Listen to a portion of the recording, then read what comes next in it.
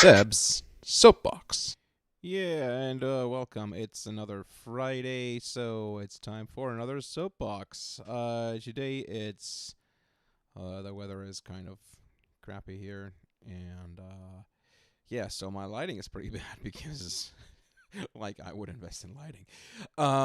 Yeah. Anyway, so today I want to talk about an issue that is near and dear to my political persuasions, and that is essentially the whole thing with the Nazis, as in like the actual Nazis, not as in people I call Nazis because I think their opinions are bad. Um, they're bad people, right? They're bad. Um, and that is kind of a thing that's shouldn't be questioned. That the Nazis were bad because it's kind of pretty much self-evident. But anyway, so since March, apparently, there's been movement in the Ohio GOP, championed by Ohio lawmaker Sarah Fowler Arthur, um, to introduce a House anti-CRT bill, anti-critical race theory bill, that would mandate that Ohio schools teach the Holocaust also, well, from all sides, so also from the side of the Nazis. Because we need to do something about all this critical race theory that's taught to children in public schools. And so now these people, the Ohio Republicans, suggest that Ohio teachers represent the Holocaust from all sides. I was just like, what? Seriously? From the perspective of the Nazi soldiers? So really? What? What the hell are they thinking? Because, I mean, for one, it's not like the Nazi German position on the Holocaust isn't quite clear known, quite clear or really well known at this point. And anybody who doesn't know the Nazi position on the Holocaust, like seriously, read a book. Um, and so that just leaves me baffled, like completely baffled. Like it's something I can't really deal with, without dropping a lot of expletives. So I try not to. uh, but I guess the question that we can ask here is, can the Nazis can actually teach us any meaningful lessons on their own terms? And then the question should be what those lessons could possibly be. And of course, in the current American social-cultural environment, there is certainly people who would want to make you think that the Nazis actually had some good points. Because much of the current moment seems to point towards that line of thought, and it seems to me that people like Sarah Fowler Arthur think that the Nazis actually did have some good points, because otherwise, why would you make this kind of suggestion? But then also, of course, apparently Sarah Fowler Arthur has been homeschooled, so this might also just be a good argument against homeschooling people, because you missed a couple of things there. But anyway, look at how American society these days deals with people outside of a very narrow mainstream. And look at how this society treats disabled people. And then let's recall how the Holocaust actually began. It began with disabled people. Notice that I mean here, when I talk about the Holocaust, I talk about the industrialized mass destruction of human lives. The thing where at the end point the Nazis went and built actual factories that had only one singular purpose: to turn the raw material of human beings into corpses. And this is something I think we all need to sort of come back to and reflect on, and realize that, as Hannah Arendt said, those were corpse factories, as in people went out and expended resources during wartime, and this is why the Holocaust is just so hard to believe and difficult to grasp sometimes, because it is just extremely out there, that these people went, and this did happen. Nobody, like, if you think that this didn't happen, just please, no, go away. This did happen. They went out there, they expended a lot of resources to build factories that produced corpses, that had no other function than to produce corpses. There were other camps. There were extermination camps and there were labor camps. The labor camps also exterminated people by working them to death, but the extermination camps were there to produce corpses. They were corpse factories. And the corpse factories started with disabled people, because disabled people to the Nazis were deemed having lives that were unworthy of living, because the Nazis saw and portrayed disabled people as a drain on society, as a cancer on the Volkskörper, on the body of the nation. And granted, current day American society usually doesn't say that part out loud, but we are kind of close to it. And this also shows how closely related Nazism is with strong undercurrents in capitalism, because if you can't work, then why should you eat? Why should you live? Because if living requires the labor of other people to allow for your existence, you can see why I am pretty goddamn scared of how this society will react to the millions of people struck with long COVID disability.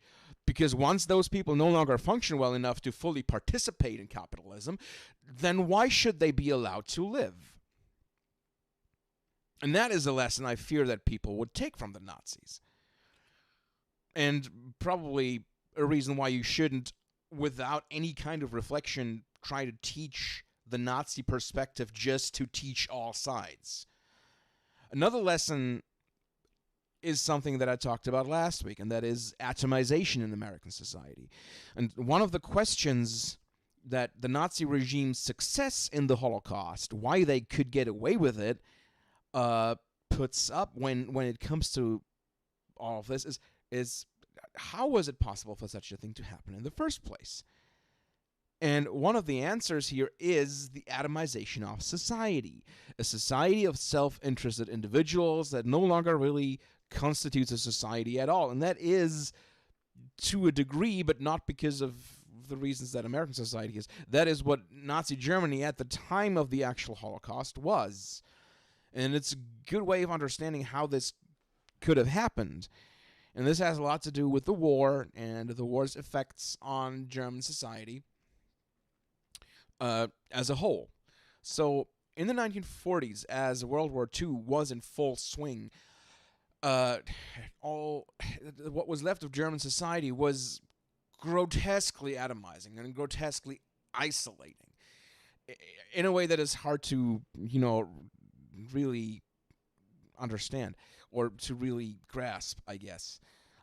German men of fighting age were at the front, wherever that was at any given moment. And for people living in cities, their children were usually someplace in the countryside away from the frequent bombing raids by Allied air forces, which, well, we're not talking about whether or not that was... that one was also kind of not a good thing. That's kind of a tit for tat. The Nazis bombed Britain, so Britain and everybody else bombs Germany. But that's a different story. But anyway, so if you're in a city during, or if you're trying to take part in society during the war, that's not going to happen, because especially not if you're trying to resist things, right? You're not, like, if you're trying to resist, then you have all the capos, the lower level Nazis, like the party line following people who police the people who are left behind, at least in the urban centers. And then increasing numbers of Jewish people or homosexual or non-party line following neighbors disappear overnight, and there is not really much of a society left to even care about these things. And that too seems like a thing that could serve as a lesson for American society today. The more people are split apart from each other, the more isolated they are from each other, the more afraid they are for their own survival, the less they will care about atrocities happening around them that the state commits, or that people commit in the name of the state. If we look at the January 6th bullshit, or like all the stochastic fascism, the stochastic terrorism that's happening in the name of fascists or American fascists or whatever you want to call them. And I'm not making the argument here that Germans didn't know their neighbors of Jewish descent were picked up at night by the Gestapo. They knew, even if a lot of contemporary Germans think that their, grandparents or parents, depending on who you're asking, didn't know or were in the resistance themselves. I've talked about this, I think, where like an outsized part of German society thinks that their family members themselves were innocent and didn't know anything, or were actually actively participating in protecting Jews from the Gestapo and from the Holocaust. But it's like something like a third of Germans think that their families did that, but actually the number is like 0.3% were actually actively resisting, because resisting is difficult. I mean, I'm not trying to find excuses here for not resisting, but I'm just saying, like, the actual number of people who resisted the Nazis were much, much lower than people believe. But anyway, so as I said, like, Germans in the cities, German population in general, knew that the Holocaust was happening. The Holocaust was also much more ubiquitous. Like, camps, collection sites, they were everywhere. So they knew.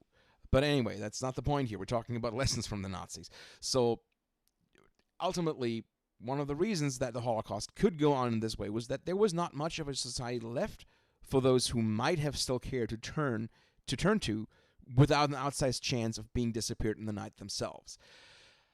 So that's one thing. Another lesson that might be that if you don't want to get disappeared in the night, then you better just fit in. Don't upset society to the point where society might find you a degenerate.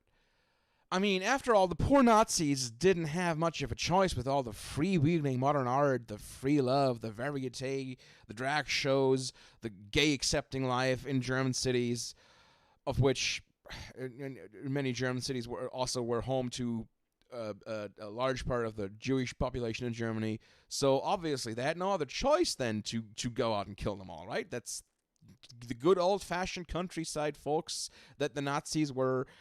They just couldn't help it. They just had to be, like, they were just so offended when they came into the cities.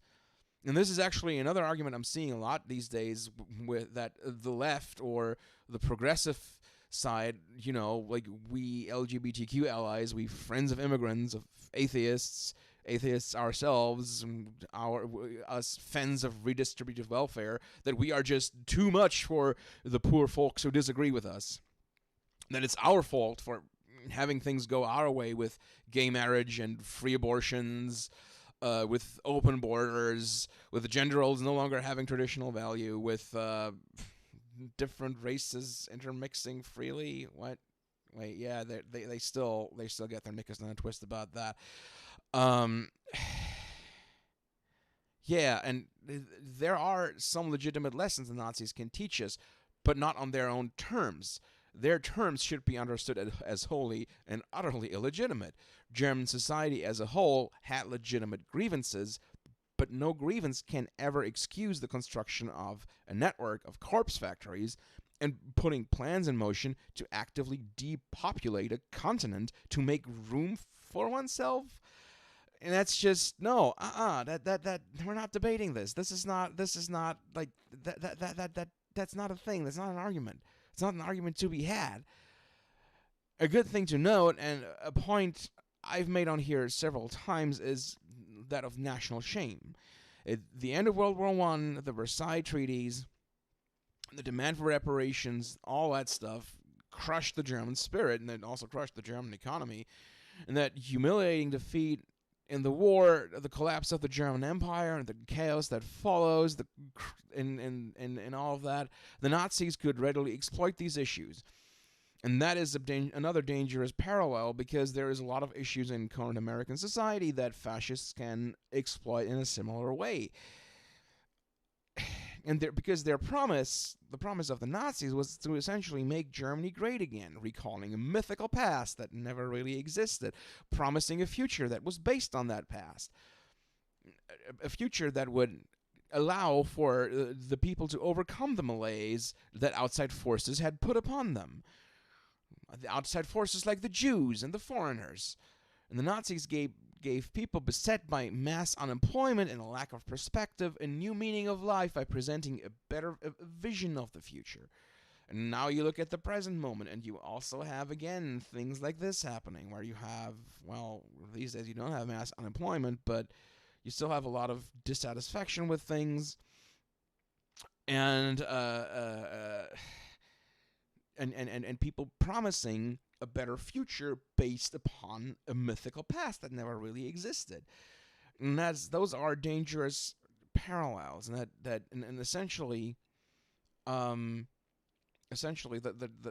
goes into a similar direction, where the Nazis allowed that these people who bought into their ideology to essentially feel better about themselves, to feel inherently and effortlessly better than those they despised, and to feel inherently and effortlessly better than those the Nazis opposed, because of because they were Jews, and the people that the Nazi that joined that bought into the Nazi ideology, they were sold this whole myth of the Aryan people. And so because they're Aryan people, they're supposedly better than everybody else, and you kind of have similar streams, similar ideas going on in American society today, where you look down upon Mexicans, you look down upon anybody who's not white, essentially.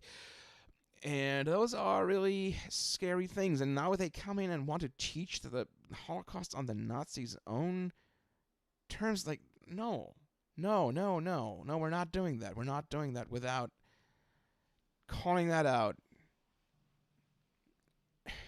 And yeah, anyway, that's it from my soapbox today.